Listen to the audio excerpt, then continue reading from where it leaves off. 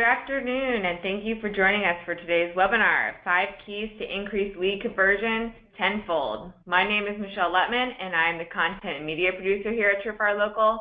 I'm also joined by our webinar ninja, Steve Eastlack, who's ready and excited to help answer your questions.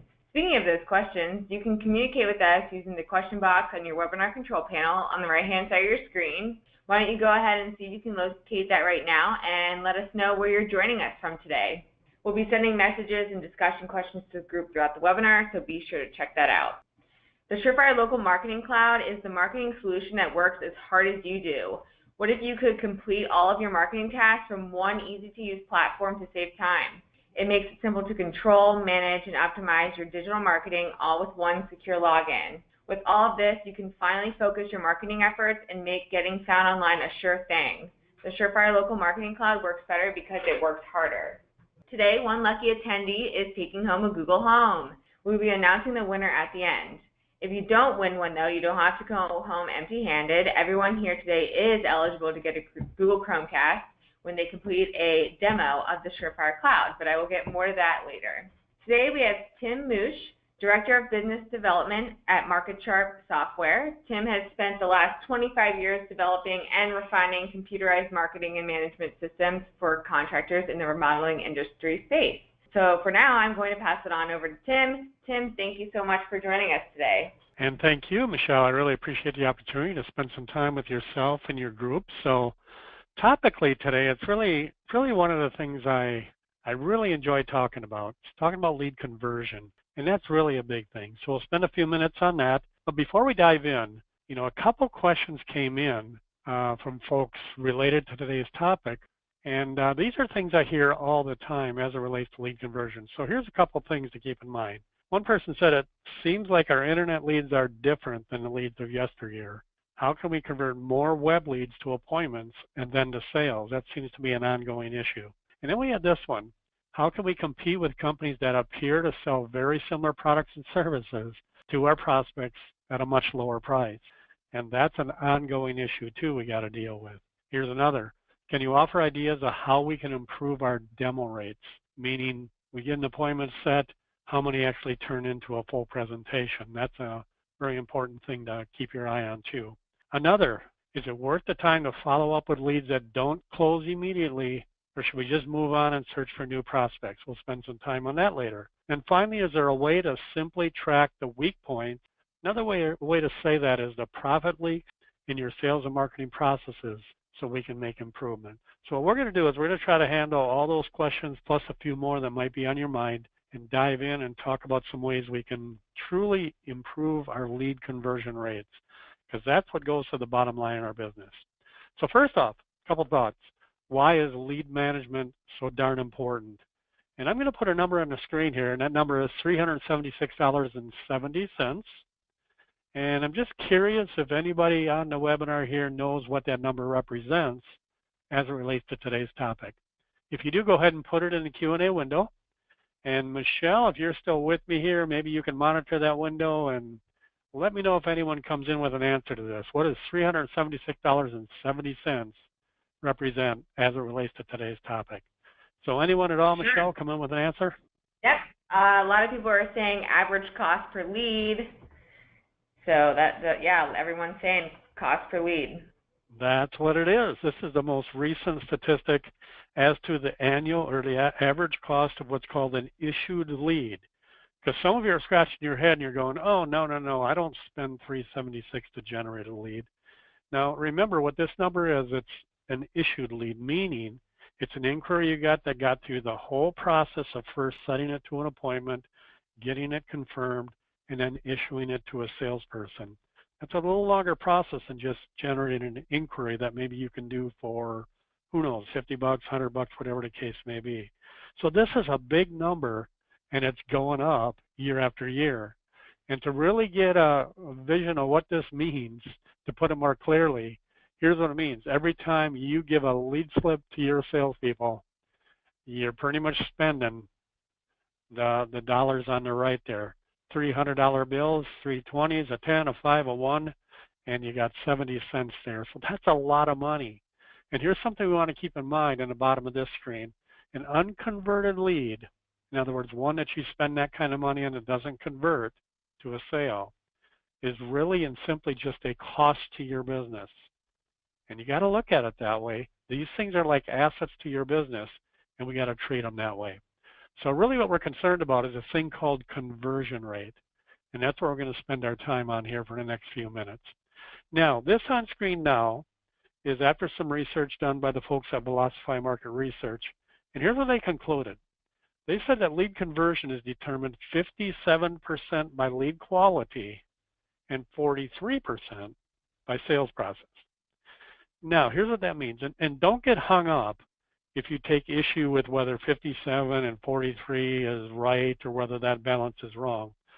The point that should be made with this quote and this research is that to convert a lead, first off, lead quality is a contributing factor, but another contributing factor is the sales and marketing process you're using to get that lead converted. And depending on the source of the lead, these numbers might vary a little bit, but the point is our mission needs to be in this business to generate the highest quality leads we can, because that'll contribute to a conversion. But also we got to pay real attention to the sales process that we're using throughout the whole process of getting this lead converted. So keep that in mind. There's two elements to success with lead conversion: generating quality leads, and secondly, having a sales process that really does its job and works well. Because when you think about it, especially nowadays, with a lot of people beginning their search for the kind of products we all sell online, there's really two types of buyers out there. There's now buyers and there's future buyers. You know, back in the day when I started in the window replacement business, you know, pretty much all of our buyers were now buyers because they just responded to various advertising we had and they were in the market at that point, or we saw them at a home show or event or something like that. Nowadays, certainly there's now buyers out there, but there's a whole bunch of what's come to be known as future buyers, meaning there's people out there just gathering information, kind of kicking tires, maybe on your website online. And yeah, they're going to end up being buyers, but maybe it's not today, tomorrow, or next week. So the key here is to understand that there are these two types of buyers out there, but both of them have one thing in common. And what that is they're both buyers.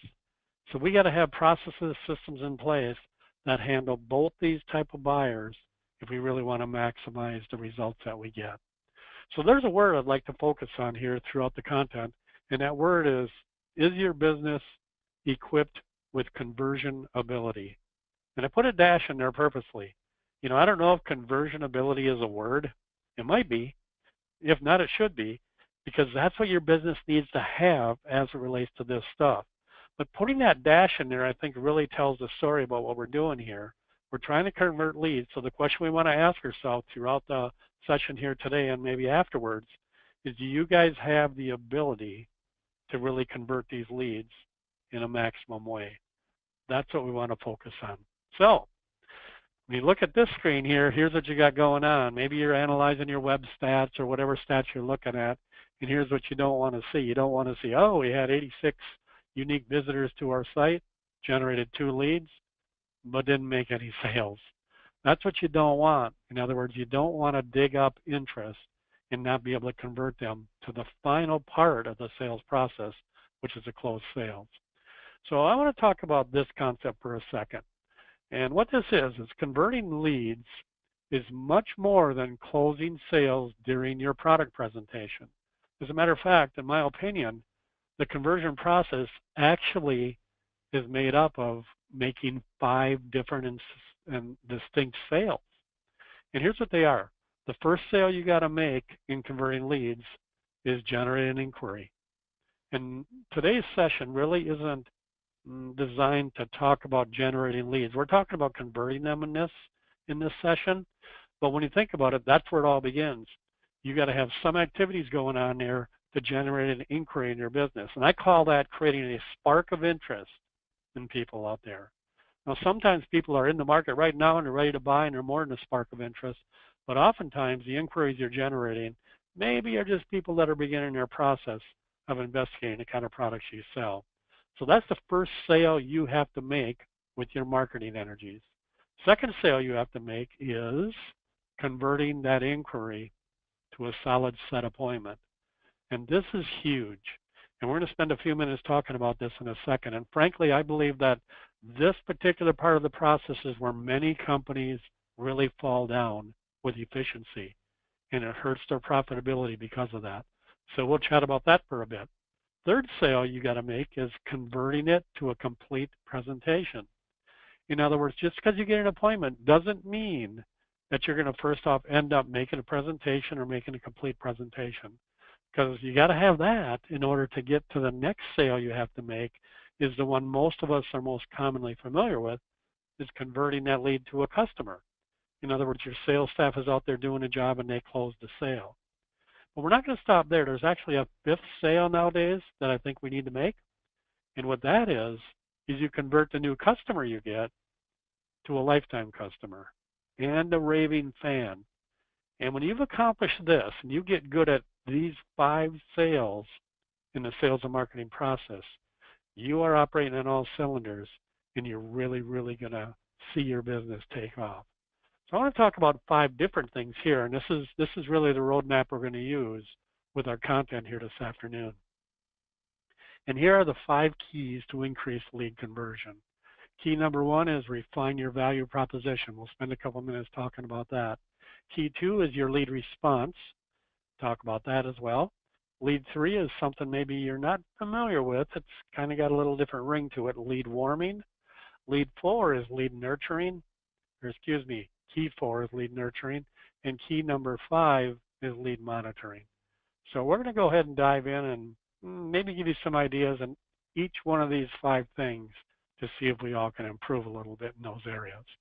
Now, before we dive into the first key, let me just say this about your web strategies.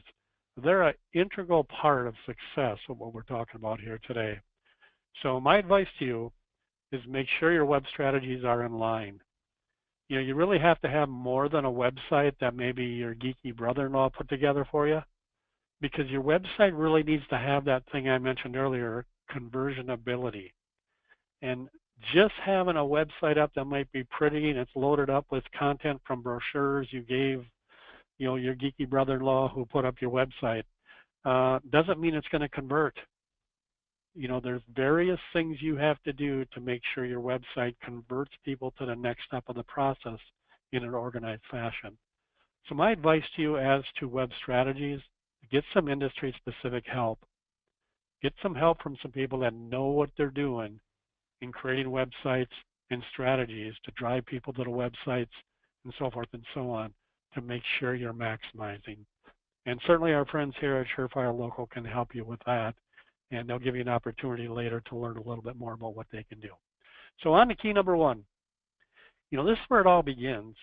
And without this, you're going to minimize your success the rest of the way. So my suggestion is refine your value proposition before you dig in and dive in and spend a lot of money on marketing. So when you think about a value proposition, here's what it is. Here's a definition. You know, it's a noun, and in marketing, as it relates to marketing, the value proposition definition is an innovation, service, or feature intended to make a company or product attractive to customers. I think too many of us in this business are spending our time running around without a true value proposition out there. In other words, too many of us, when consumers look at us, they look at us and we look just like every one of our competitors. And that's not a good thing, because oftentimes it gets down to, well, John says to Mary, you know, all these companies are looking alike. I guess really the only thing that matters is price. Then you get into that battle. So figure out a way to separate yourself from the crowd. So a prerequisite to be as successful as you possibly can is stand out somehow or another. Now, I know that can be somewhat difficult because, frankly, a lot of us in this business sell products very similar to our competitors, sometimes identical. So you're scratching your head going, well, how can we stand out? We're selling the same stuff as our competitors. Well, I got a suggestion for you. And to make the point, first off, look at this picture here. And, you know, we're from Wisconsin, and we've got a bunch of dairy farms around here. So if I were to drive to work someday and drive by a pasture out there on the right side of the road and look there and and see what you're seeing on screen now, what do you suppose I would do the instant I got to the office after seeing what you see on screen now? And yeah, you're probably right. I'd say to the first person I saw, hey, you can't believe what I saw on the way to work today. I saw a purple cow. In other words, the experience I had was literally remarkable. And you know what? I think in order for you to do the best job you can with your business and have that value proposition, do something, have something in your service that goes beyond your product, that when you get done doing a job for one of your clients, they can't help but make remarks about your company, because those are going to do you some good along the way with online reviews and things such as that. So give people a remarkable experience in the literal sense of the word. Now, again, you're scratching your head and you're going, well, okay, that sounds good, Tim, but what can I do? I sell a window that looks and feels the same as my competitors. How can I really distinguish myself? Well, got a suggestion for you. I'd suggest you get a book, and guess what? The name of it is The Purple Cow. And many of you have probably read this book. It's been around for a long time, still very relevant today, written by an individual by the name of Seth Godin. And it's a very short, easy read, and I guarantee you the principles and concepts in this book will give you some ideas of how you can have a value proposition and come up with some things experience-wise that your competitors can't match, even though you sell the same product. So take some time, think about this, and create a value proposition for your company. So here's a question for you. Some people call this value proposition concept a USP. And I think some of you probably know what those letters stand for, because that's been around in marketing circles for years and years. What USP stands for is unique selling proposition. So that's what you want to strive to have, is something unique with your experience you give your clients. So the question I have for you on the call today is, do you really have one? And I'm not talking about just saying, yeah, we do. And when asked what that is, you say something like, well, we give free estimates, or we have a 10-year warranty, or something like that. And in other words, oftentimes we think what's unique about us isn't unique at all. It's just like everybody else. So come up with something that's truly different, and that book will help you. So let's go back to maybe one of the questions I mentioned earlier that came in. Remember this one? How can we compete with companies that appear to sell the very similar products to our prospects at a much lower price? Now, I want you to think about this phrase, and I want you to think about one word in there that we should focus on here to get the point across. So rather than seeing it as you see it now, let's go ahead and highlight one word. How can we compete with companies that appear to sell very similar products and services to our prospects at a much lower price? That's the key. Figure out a way in your marketing and your sales process that you don't appear that way to people. You know, that's a skill you have to develop to really distinguish yourself from the crowd. So I got a resource for you that I think you'll find helpful. And by the way, I think this resource should be in your control panel. You can access immediately. If not, you can go to this website that's on screen right now, and this will be there along with a few other resources we don't have time to talk about here today. But this is a great brainstorming tool. And what it is, title of it is A Company Truly Different, and it's called the USP Worksheet. Now, we don't have time to get into everything that's on this thing today, but I'm telling you, a little time with this form will hold your hand through the process to first off figure out, do you really have a unique value proposition or unique selling proposition? And I think you'll conclude probably not. And then it'll hold your hand through an exercise and process to come up with one, to the point at the end where you're going to be able to articulate it actually in 10 words or less. Now, I'm going to ask you a question. Maybe some of you think, well, I already got that. Well, if you do me a favor. How about if you have a unique selling proposition that you've developed that makes you able to describe what you do in 10 words or less? Some people call it an elevator pitch. Go ahead and put yours in the Q&A window. And kind of curious what some of them are going to come in as. Many of you might say, you know what, I guess we don't have such a thing. And this little brainstorm sheet will really help you come up with one. Again, combine it with reading that book, The Purple Cow, and then think about everything you do great. I think you can come up with something to really separate yourself from the crowd. So, Michelle, I don't know if anybody has come in with a unique selling proposition of their own. If so, maybe you can let us know what's come in. If not, we'll just move on. So, anyone at all? I don't think so. Or no, we might have had a few. Yep. Okay. Helping builders and designers sell by design. Online marketer for home hardware. We've had quite a few. Yeah. Okay. All right. Well, my suggestion is just think about what yours is, and then ask yourself this question. Is it truly special or unique, or is it what I would call a platitude, meaning, any one of our competitors can say the same thing? Just think that through. And oftentimes people come to the realization is, you know what? I guess it's no different than what my competitors could say. So really have something special and unique. So that's where we're going to start. We're going to start with, first off, building your value proposition. That's key number one in lead conversion. Have something very unique to say. So let's take a quick pause here. I want to bring back Michelle here with Surefire Local. And Michelle, I know you want to make a couple comments here. Yes, I do. So while Tim takes a quick break here, we want to do a quick poll and see if you would like a demo of the Surefire Local Marketing Cloud. Like I mentioned earlier, it's an easy-to-use platform where you can manage all of your digital marketing in one place with one secure login, and you will also get a Google Chromecast just for attending this demo. So put your answers in, and actually, Tim, if you don't mind, we had a few people asking to describe what a USP is again, because they kind of missed that. Sure. So if you don't mind reviewing that real quick.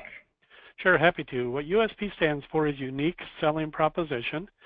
And I'm going to go maybe back a slide or two and get that definition of that, because I think it's important we get this. So bear with me. Here we go. Value proposition is an innovation, service, or feature intended to make a company or product attractive to customers. And I'd like to add something to that definition. Unique, maybe the word unique there, a unique innovation, service, or feature intended to make a company or product attractive to customers, meaning not one that every one of your competitors got. And it might be related to your installation process, might be related to the experience they have with you. Again, it's very difficult to separate yourself with products in this industry we're in. Hate to say that, because I know some of you say, we're unique. We might sell a window that's like our competitors. In fact, it's made by the same company as our competitors, but you should see the lock on our window. It's much cooler. And you might think that's your unique selling proposition. I don't think so. To a consumer, not really meaning too much. So do something with the experience you give them of doing business with you, so when you're done, they just got blown away, and they just feel like, well, let's use that word again. They can't help but make remarks about what a job you've done. You've been truly remarkable. So, is that good enough, Michelle? Yeah, that's great. Thanks so much for going over that again. Now the poll is closed, so you can take it back over again. Sounds good. Let's go to conversion key number 2, and what this is lead response. And what are we talking about here? And here's another word. We talked about remarkable as a word before. We talked about conversionability. Here's another one, responsibility. And question for you, are you taking responsibility to do the best job you can at responding to leads or inquiries that you get in your business? And I'm going to do the same thing with this word as I did with the word conversion-ability. I'm going to break it in half. And I want to ask you this question. Does your company, and do you truly have response-ability when it comes to following up with inquiries you get? And I just want to chat for a few minutes about 2 elements of what I would call responsibility. And what those are is speed in response and skill in response. And let me go ahead and elaborate on those 2 things. First off, let's talk about the importance of speed in response to your web leads. What I got on screen right now is a summary of some research done by the folks at Ohio State, Harvard, and so forth. And they analyzed 15,000 unique leads, unique web leads, and they tried to learn some things from those web leads. And here's what they discovered. Here's some of the statistical information that came from those studies. And this graphic, by the way, is internet leads by the numbers. And this should also be available in your download section. Or you can just send me an email at tim@marketsharp.com and request a response graphic, and I'll get it back to you. I would print this off and paste it in your office and let every one of your staff members know the importance of getting to your leads quickly. Because look at some of these stats. First off, if you get a web lead, 78% of prospects convert with the first party to make contact. Because think about it. If somebody finds you on the web, maybe they're putting keywords in Google, wherever the case may be, they find you on the web, there's a pretty good chance they might find someone else too. You know, if that's the case, you don't get to them first, you're not in a good position. This is, according to this statistic, if you don't get to them first, you're in the 22% that are going to convert, not the 78. So get there fast. How about the one in the upper right up there? Let's go ahead and highlight that. Responding to leads in the first minute can improve conversion by as much as 391%. Wow. In responding to web leads and maybe making a phone call out to set to an appointment, making 2 calls versus 1 increases the chances of contacting a prospect by 87%. Some people give up after 1. So these numbers just go on and on and on. Let's go down here. Leads convert 22 times more often when contact is made in 5 minutes or less. I think you get the idea here. With web leads, time is of the essence when you're trying to convert them. When you think about it, typically what we're trying to do when we get a web lead is convert it to what? Remember the 5 sales we need to make? First off, we got to generate an inquiry. Sale number 2 is we got to sell it to an appointment. We're not selling the product yet. We're selling the appointment. So really important that we get to them right quickly here with these web leads. So what do companies do? The same study found this out. First off, the average company only makes 1.5 call attempts to follow up. Now here's the deal. If somebody's online and they find you and they submit maybe a form online to request an estimate or maybe a consumer guide or something like that you're making available, if you get to them within a minute or 2, what are your chances of getting them right then? Pretty darn good, because they're sitting at their computer, probably with a phone there. If you wait, you're losing your opportunity because they're off doing something else, and maybe a competitor got to them already, or heck, maybe they took that money they were going to spend on a new deck and went and bought a brand new 70-inch big screen TV. That's what you don't want to happen. So how about the middle stat here? Rather than getting to people in 1 minute, the average company takes 44 hours to respond. Ugh, not good. How about this one on the right? 55% of companies, they're just not even organized enough to follow up at all on a lot of their inquiries. That's not a good thing. Spend a lot of money on these things. So let's make sure we have our ducks in a row to follow up. So how can you do this? Make sure you have technology on your side. Again, get your web strategies working for you. Get yourself a CRM that really works well in our industry. So what you want going on is you want maybe somebody on your landing page there or your home page submitting a request for something. Bang, it can go right into your CRM, and then immediately your staff members can be alerted via text, emails, etc. And then they can do their job, which is typically get on the phone and convert this inquiry to a set appointment. That's how your business has to work, that quickly and that fast. And fortunately, nowadays, technology makes this totally possible. And how about this? I know many of you are getting leads from lead aggregators such as Home Advisor and things like that. So same story. Get connected up with technology so when a lead comes in from any of these guys, same story. Right into your CRM. You don't have to double enter it. Buzz, buzz, buzz. Your staff's phones are buzzing saying, hey, we got a lead, we got a lead, we got a lead. They look at that graphic printed out right on their desk that says you got to get to them within a minute. And everybody's doing their job the way they should. That's how you want your business to work. So response mechanisms can be such as emails going to your staff members saying, hey, we got a lead, or an email going to your staff member, got a lead, convert it to an appointment. That's the next job in the process. So Next thing I want to talk about is, in addition to speed, you got to have skill in following up on these leads. When you think about it, remember this is sale number 2 in the process, which is convert that spark of interest and inquiry to a solid set appointment.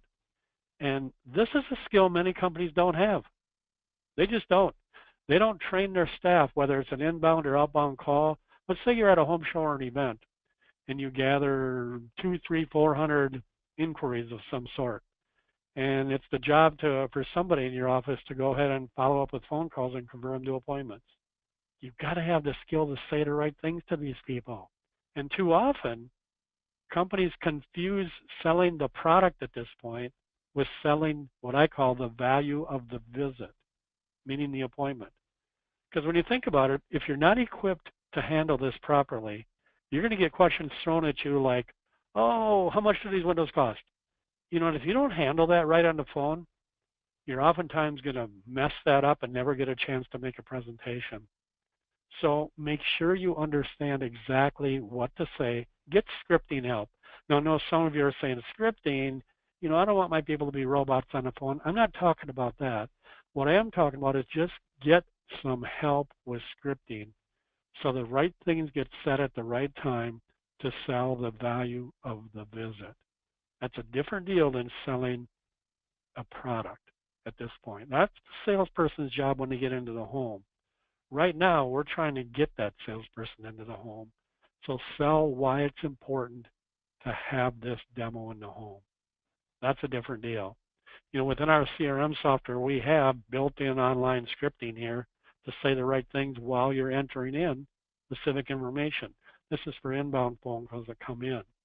You know, there's all sorts of things you're asking, saying the right things, and rebuttals and things such as that. Outbound calls, you pretty much got the same deal going on.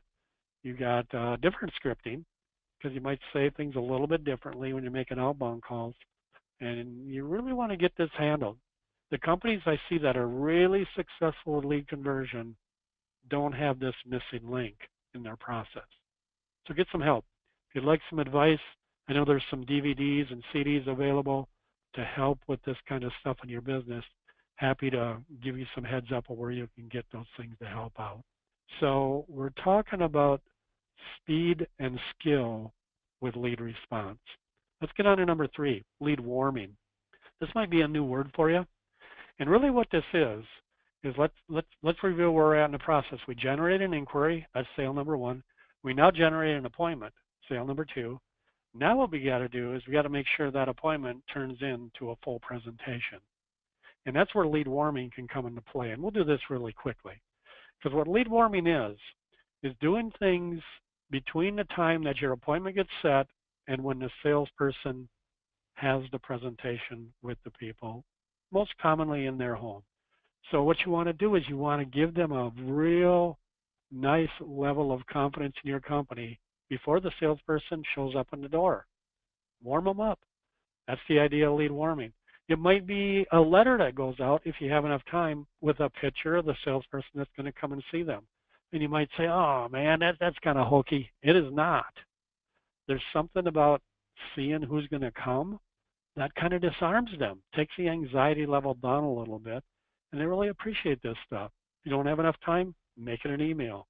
And maybe if you can send out maybe some sort of consumer guide, either via mail if you do have time or via email if you don't, and just some third-party device that they kind of look over. And the neat part is create your own consumer guide or find a third-party one. Just make sure that your sales presentation meets everything that's advised in the consumer guide. You're going to be in good position. So it's lead warming. It's really what it's about. And this is a great opportunity, by the way, to really leverage your online reviews. This particular email template has a link here that says, please click here to check out some of our online reviews. It's a great time to do that. So we're trying to reduce anxiety with people at this point in the process, because here's what we don't want. We don't want them, after they set an appointment, to change their mind and call you back, or throughout the confirmation process say, yeah, we decided not. Yeah, we're just not going to proceed at this time. That happens. So you want to minimize that, and this will help you increase demo rates and closing rates because anxiety is lowered. And when you think about it, what we're talking about here is communicating with your people. You know, the Better Business Bureau did research a while back, and they talked about contractors, and they exposed really the number one complaint most consumers have with contractors. And what it is this: it's not communicating with them throughout the whole process. So go the extra mile and do this, and you'll have a better experience with your people. In fact, maybe that can be part of your value proposition, your unique selling proposition, that you have this multi-step approach that you're going to keep them in the loop all along the way, rather than just go see them once, order a product, 6 weeks later you show up. You know, keep them in the loop of what that's about, and maybe explain that to them in the sales process. So communicate. And we're talking about maybe, you know, again, an email going out, you know, with a picture of your salesperson on there. But how about this? Nowadays, a lot of people want to be communicated to via text messaging. So start taking advantage of this technology as well. So what you can do is you can have a text message that goes out that confirms the appointment, just like if you're getting a haircut or something. This is used a lot that way. And there's a link in there that if they click that link, it confirms the appointment, puts a note into your CRM, but it also sends them a confirming text also saying, hey, you're good to go. So do this kind of stuff, and it's really going to help your demo rates. Okay, let's go on to number 4, lead nurturing. And this one is huge. So if I'm putting you to sleep so far, hopefully you can snap yourself awake now, because this one is big. That can really drive some profits to your bottom line. And what we're talking about here, let's just talk about lost leads for a second. And look at this in the center. We've got that big amount of money there, that $376.70. So you're generating leads by spending that much on each one. Let's say you go generate 10 of those things. So you spend $3,700 to generate 10 leads and give them to your sales staff. What's happened? What happens to them? What you got is you got your salespeople who are going to close, on average, about 3 of them.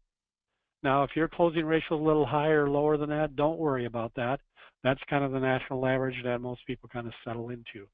But here's some statistical information you should write down. These 7 that don't buy right away, these are the ones that tell your salespeople, I want to think about it, I'm going to get other estimates. You know the story. What happens to them? We've learned that over the course of the next year, 60% of them end up buying a similar project from somebody within that year. So you apply math to that, 60% of these 7 unsold leads is 4 more sales, 4.2 to be exact. Additional sales that you can get if you hang with these people. Because you don't know what's going to finally trip their trigger. Heck, it could be a tax return check back or something, and you know, John says to Mary, you know, Mary, we got a little extra money now. Let's get that deck we've wanted. And she says, yeah, you're right. And then she says, well, John, why don't you get that company back that was here a few months ago, and let's get it ordered.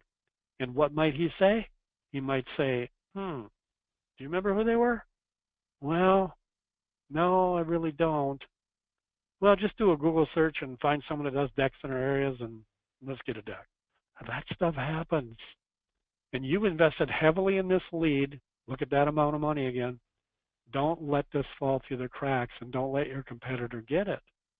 So what you want to do is go ahead and put forth a lead nurturing campaign to all of your unsold leads. And this is a combination of automated emails, some text messaging, phone contact, social media, direct mail. Mix it up a bit.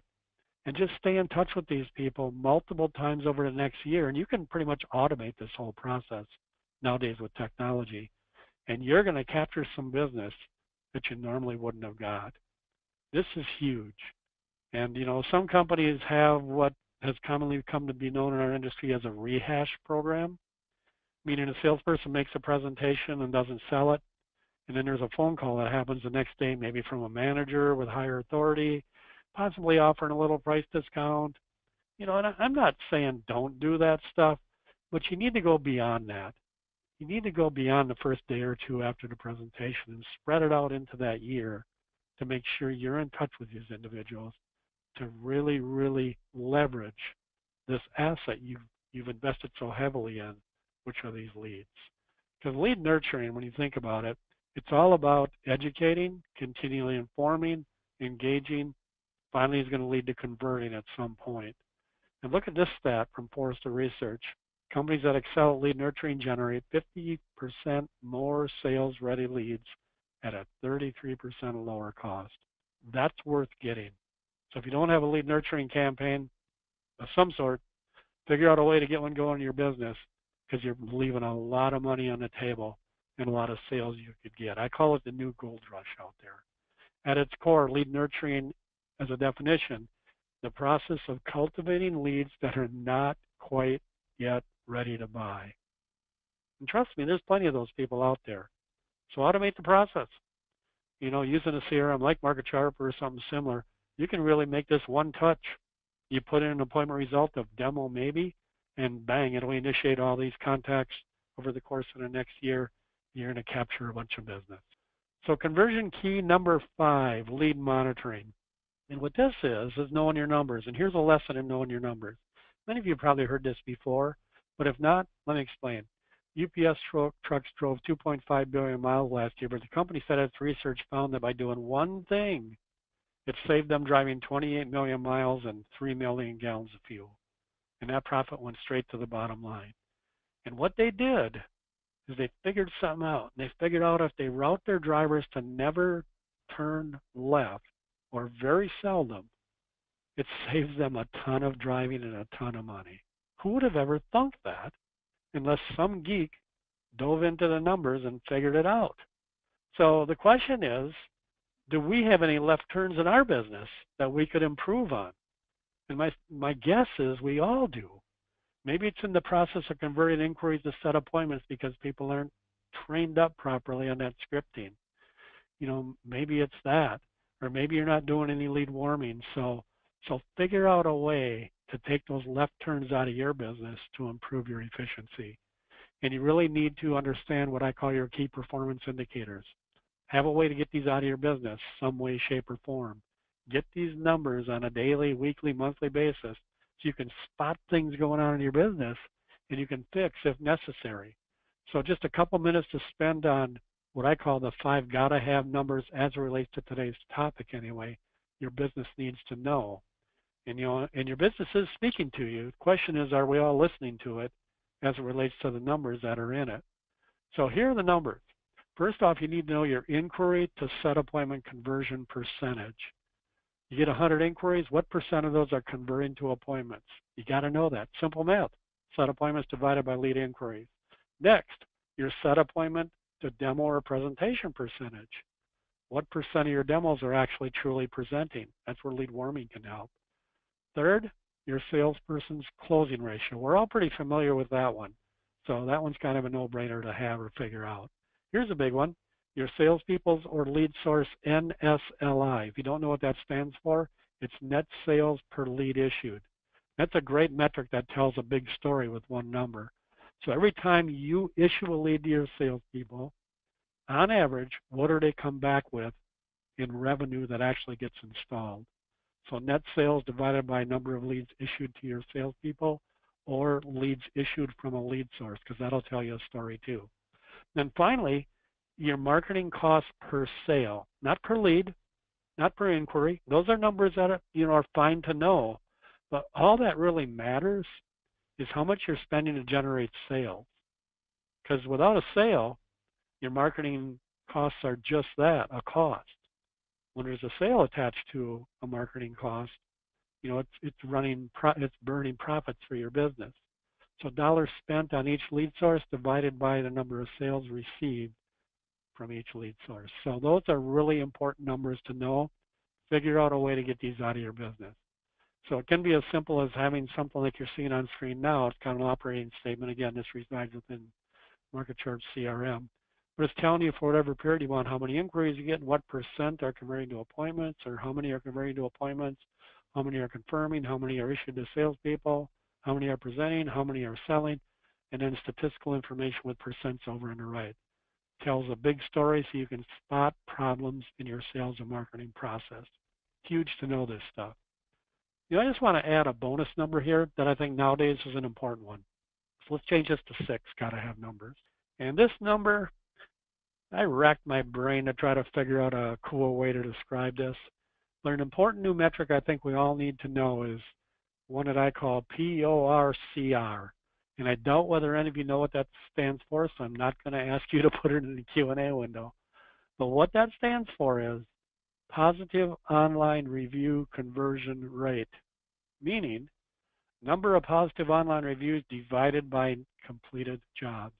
Man, if you aren't going out of your way to get as many online reviews as you can, you're messing up, because that's like gold.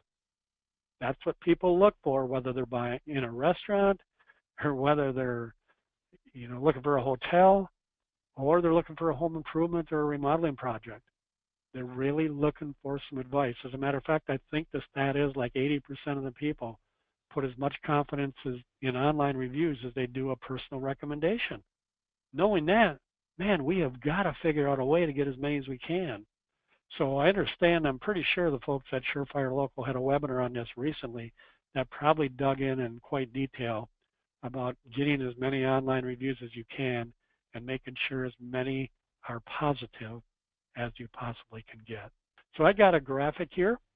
Again, should be in your control panel there, accessible, or email me, tim@marketsharp.com, and request online review graphic. And this is 50 stats you need to know about online reviews. And some of these are pretty cool. In fact, let me back up here. There's some here, and I could blow this up. In fact, let me blow it up a bit. Here we go. Some of these are good. 92% of consumers now read online reviews. And this goes on and on and on, and it's kind of staggering what these online reviews are about. So go ahead and get this graphic. We won't take time to look at everything now. But I think you'll find this very motivating and encouraging to help you figure out how to get as many online reviews as you can. So let's summarize here what we talked about. First off, optimize your website's conversion-ability performance. Make sure your website converts, not just looks pretty, not just loaded up with copy from brochures you sell, but one that converts. And remember I said get some help with that from industry-specific people who know what they're doing. And then next, articulate your USP, unique selling proposition, in all your offline and online marketing strategies. Be dedicated to lightning fast response time with all your web leads. Dedicate yourself to warming up your leads early in the marketing and sales process to improve demo rates and closing rates. Acquire the technology necessary to implement an effective lead nurturing program to capture these all-important future buyers, and make it super easy for your customers to offer stellar online reviews. That's a two-pronged approach. First off, do a remarkable job for them. Remember that word? Literally remarkable. They want to make remarks about you. And then make it easy for them to go ahead and make remarks about you online. Don't just tell them to give you an online review because they don't know how. Give them the links or whatever they need to make it real easy for them. And then finally, be sure to monitor and know your numbers as it relates to your lead conversion performance and improve your processes accordingly. So solution-wise, how can you pull all this off? Two things. There's more than these two, but here's two that are related to today's topic. Have a great web strategy with an industry-specific CRM. You combine those two things, and you got a powerful combination. And I think it's no longer an option for you to get maximum results. So if you don't mind, just a quick commercial for what we do here at MarketSharp. We've created a CRM. Many of you on this call have it. Thank you for that. Truly a business in a box. It's loaded up with about 340 built-in success elements ready for you to use. And it can help you do, many of the things we talked about here today, plus a whole lot more. And here's a cool thing. It integrates with some of the best tools in the industry. You see our folks at Surefire Local. We integrate with leads that are coming in from their websites.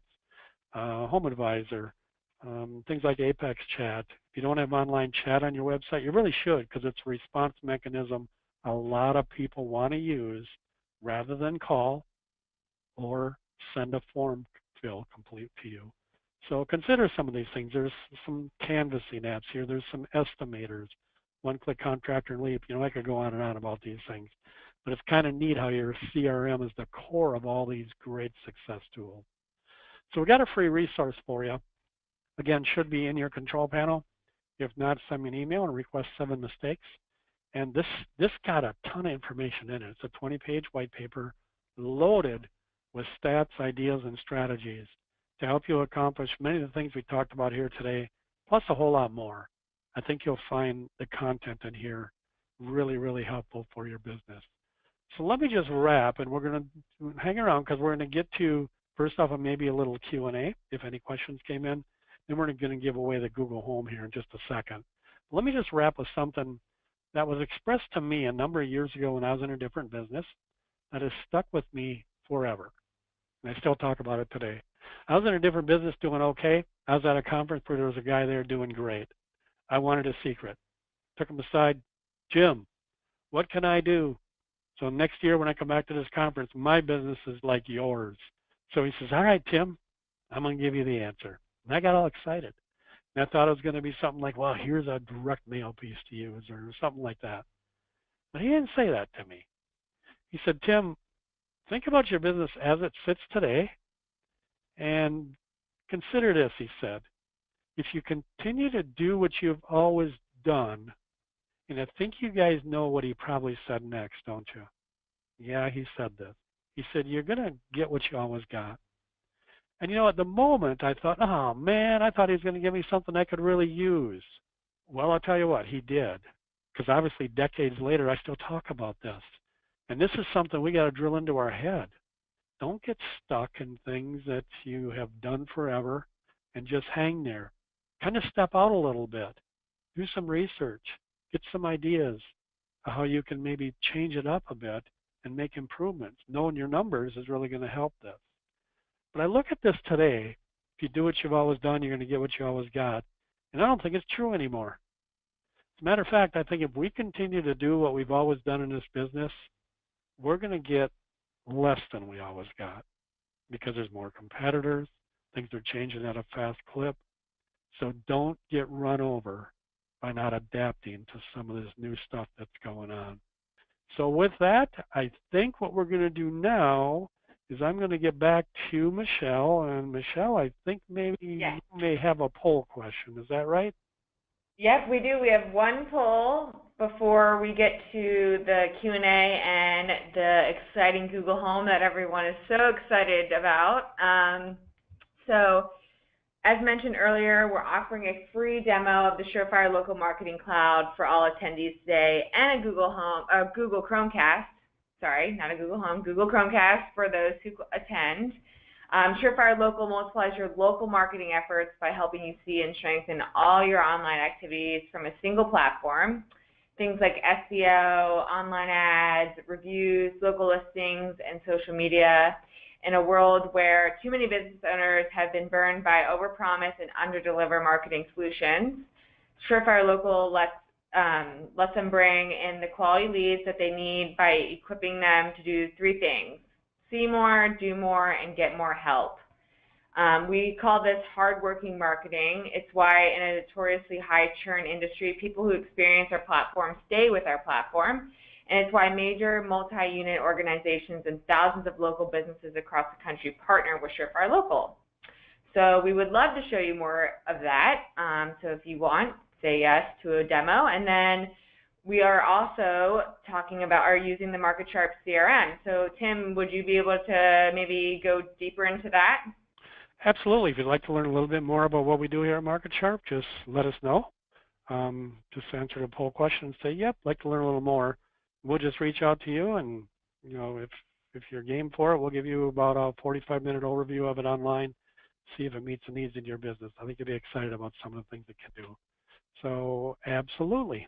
Awesome. Well, while people are finishing up that poll, why don't we start with some of the questions? We did get a few. Trisha, I think this was from a while back into the presentation, but she was wondering, what if they inquire online over the weekend? Yeah, good question, Trisha. Obviously, you can't do much with that because you're probably not staffing your business over the weekend. But at the very least, what you should do is if somebody's inquiring online over the weekend and a form comes in, have something connected, again, maybe to your CRM or something that will shoot them off something via email and or text message, probably email because they're probably not giving you their mobile phone, form fill. but at the very least, get some sort of communication out to them to hold them off until you finally can get to them. That's about the best you can do at that point. So good question. Do something that can help rather than just wait till Monday morning. Awesome. All right, so another question is, you mentioned following up on your unsold leads multiple times within the first year. Doesn't that get expensive, and is the ROI really better than just generating a new lead? Yeah, another good question. Let's think about that for a second. So we take this lead that cost us 300 some bucks, right? And we send the salesperson out, and they come back and say, didn't get that one, but you know what? They need this, and my guess is they're going to go sometime. And again, according to statistics, 60% of the cases, they're to go within a year. So people have asked me, how frequently should I follow up in that year? I think the correct number is about 10 to 15 times. Now, before you think I'm crazy, doesn't mean you're calling them 10 or 15 times because they will hate you. But what it does mean is you softly communicate with them primarily probably by emails. And if you've had permission, maybe a text message here and there, maybe a direct mail piece here and there, and maybe you sprinkle a phone call every once in a while, but primarily emails. And they all don't have to be in your face promotional by nature. You know, maybe an email could be just a link to the Remodeling Magazine's cost versus value study for the year. And the email says, hey, just thought you'd be interested in learning what an industry publication has to say about the improvement you're considering. So just thought I'd send this your way. Good reading. That's the kind of stuff that just keeps the ball rolling, keeps you in front of them. Or maybe one of them is a notice of a price increase. We had a company in Wisconsin a few years ago do a price increase notice to about 800 of their unsold leads. The campaign cost them about $400. They did it via direct mail. So with postage and everything, it's about $400. So think of the statistics with me. You know, 800 unsold leads. Remember the number, 60% of them are supposedly buying within the first year by statistic. So that's 480. So the question is, did they get 480 sales from that one postcard? The obvious answer is, well, no, because not everybody was ready at that one time. But you know how many they did get? They got 62 sales from that thing. At an average sale, they're in the gutter protection business of about $2,500. So gosh, about $140,000 in business from that $400 marketing campaign. So think of it this way. I suggested you follow up 10 to 15 times within the first year. What's that going to cost you? Thinking maybe 10 of those are an email communication. That costs you, in hard costs, nothing. Maybe 2 of them are a postcard or a letter. Maybe that price increase notice or something similar. Your cost, I don't know, 60 cents each. And maybe the remaining couple are a phone call. And your cost there, I don't know, maybe some time of someone that's on the phone. So you get the point there. You maybe are additionally investing $4 in those 10 to 15 follow-ups over the course of the year, with a 60% chance of converting these people. Knowing you invested $376 to begin with, is it worth the extra $4 to get the most you can out of those assets you developed? So I think it's a no-brainer with technology because it's so easy to do this kind of stuff and invest those additional $4 and turn the total lead cost from $376 to $380 and convert these leads. So sorry for the long answer there, Michelle, but that one's kind of close to my heart. That's okay. So actually, someone kind of had a question off of that one. Jake asked, what about a lead that tells you they're getting 5 to 6 quotes? Well, I'm not so sure I would treat them any different. Now, certainly the place to handle that is when they tell you that I'm getting 5 to 6 quotes.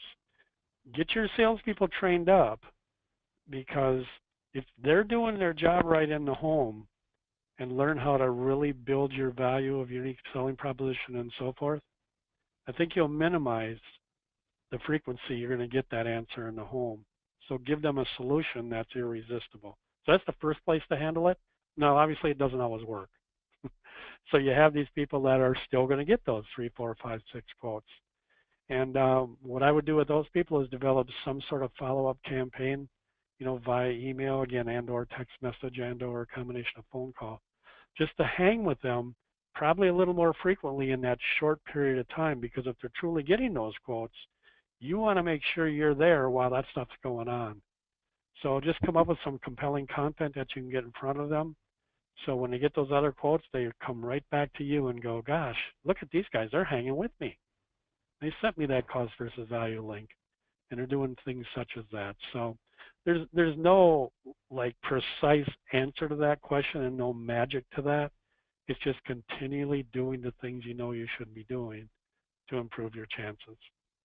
Awesome. So since we're kind of running out of time, if you happen to have any other questions, you can email them to us at marketing@surefirelocal.com, and we will send those to Tim. But now I want to get to the exciting part, and that is the Google Home winner.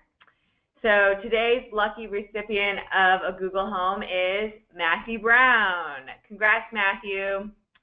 Please email marketing@surefirelocal.com with your full mailing address, and we will ship that right out to you. So a huge thanks to Tim for joining us today, and thank you to all of our attendees. Please be sure to join us for more upcoming webinars in the future. For details on that, you can check out surefirelocal.com. We have a link at the top of our homepage for webinars. If you were napping during a poll I'll mention one last time that we are offering a Google Chromecast for those who want a demo of the Surefire Cloud. So please email marketing@surefirelocal.com if you are interested, and please take a minute to fill out the survey at the end and let us know how we did today and what topics you would like to hear about in the future. Thanks again, and have a great afternoon.